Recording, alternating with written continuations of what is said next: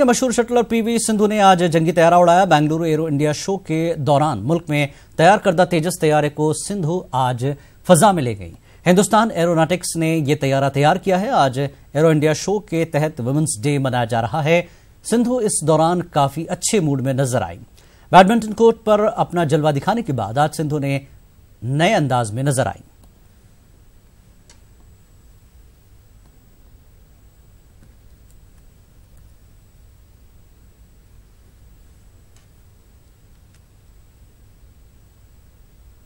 Yeah, definitely yes. As you all know, it's a Women's Day, and they have given me this opportunity. So I think it's really a very great day for me too, and I will definitely remember this.